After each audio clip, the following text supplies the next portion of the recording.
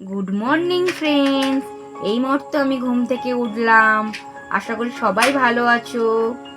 বাইরে বেরিয়ে দেখি আমার ছোট রাজপুত্র তার পক্ষী আজ ঘোড়ায় চালাতে শুরু করেছে। আজ আমার থেকে আগে ঘুম থেকে উঠে গেছে।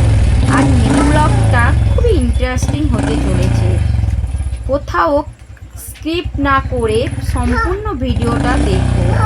আর আমার নতুন নতুন ভিডিও পেতে চ্যানেলটিকে সাবস্ক্রাইব করে দিও। আর পাশে থেকো বেল আইকন টিপে অল করে রেখো, যাতে পরবর্তী ভিডিওটা নোটিফিকেশান পেয়ে যাও। সো দেরি না করে শুরু করা যাক। আজ সকাল সকাল তোমাদের দাদাভাই আমার সমস্ত রস নিগড়ে দিল। শুধু তাই নয়, তোমাদের সাথে আরও একটা জিনিস শেয়ার করব। পুরো ভিডিওটা দেখো, স্কিপ করলে অনেক কিছু মিস করবে। ঘুম থেকে উঠে সকালে কাজ সেরে লেগে গেলাম বাড়ির কাজে। বিছানাটা পরিষ্কার করে নিলাম। তারপর দেখতে পাচ্ছ বন্ধুরা, এখন আমি বিছানা পরিষ্কার করে নিচ্ছি। কেননা সকালবেলা উঠে ঘুম থেকে উঠে বিছানা না করে পরিষ্কার না করে অন্য কাজে লেগে গেলে বিছানা পরিষ্কার হবে না। তাই সেজন্যে আগে বিছানাটা পরিষ্কার করে নিলাম ভালোভাবে। আর বাবুর কাঁথা কটা ছিল, তার জন্য গুছিয়েও নিলাম। এখন দেখতে পাচ্ছ কাঁথা গুছিয়ে নিয়েছি। কিছু কাঁচার জিনিসও বিছানা থেকে বার করে নিলাম। কাচাকুচি করতে হবে, রোদ দিয়েছে খুব সুন্দর, অনেক দিন ধরে কাচাকুচি হয়নি, তাই ভাবলাম আজকে রোদ দিয়েছে তাই কেচে নিলাম। সেই জন্য বিছানাটা এখন ফাইনালি পরিষ্কার করে নিয়েছি আর কাচার জন্য রেডি। তারপর বাড়ির মেঝে পরিষ্কার করে নিতে ব্যস্ত হলাম। তোমাদের কথা মাথায় রেখে কাজের ফাঁকে ভিডিও শ্যুট করতে লাগলাম। সকালবেলার বাজার থেকে তোমাদের দাদা ভাই একটি মোচা নিয়ে হাজির হলো। তোমাদের কার কার মোচার ঘন্ট খেতে ভালো লাগে বন্ধুরা, কমেন্ট করে জানিয়ে তো। ভিডিওর মধ্যে সেই রেসিপিটা তোমাদের সাথে শেয়ার করব। দেখতে কিন্তু ভুলো না বন্ধুরা, বলেছিলাম না মিনি ব্লগটা খুব ইন্টারেস্টিং হবে। কত বাসন পড়েছিল গতকালে, সেই বাসনগুলো সমস্ত মাজতে হবে। আজ একটু কাচাকুচি চাপ আছে। দেখো আকাশটা খুব সুন্দর লাগছে, রোদও না গরমের ভাব আছে, তাই ঘরের সমস্ত কিছু কেচে রোদে দিল। এটা আমাদের বাড়ির অ্যাকোরিয়াম। আগে অনেক দিন মাছ ছিল, অনেক কটা মাছ মারা গেছে।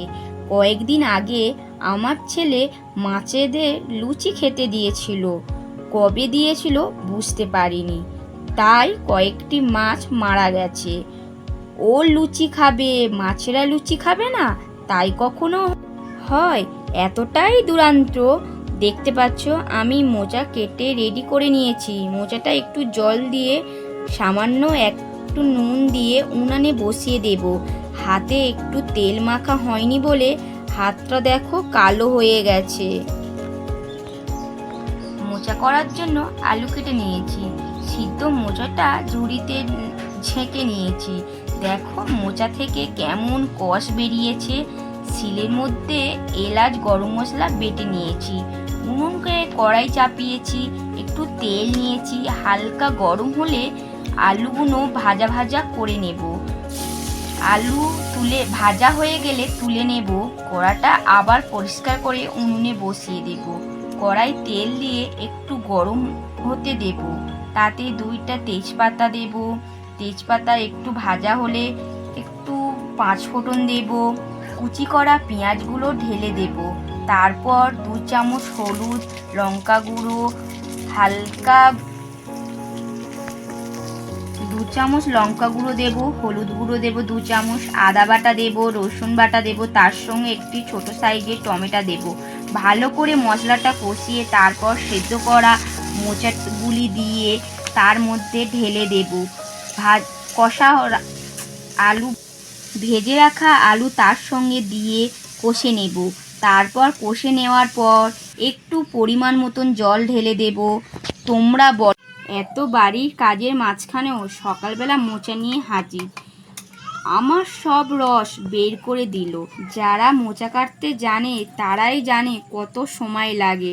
একটু ফুটে গেলে তারপর 1 চামচ চিনি দেবে, তারপর ঘি চামচ গরম মশলা দিয়ে গ্রেভি হলে নামিয়ে দেবে।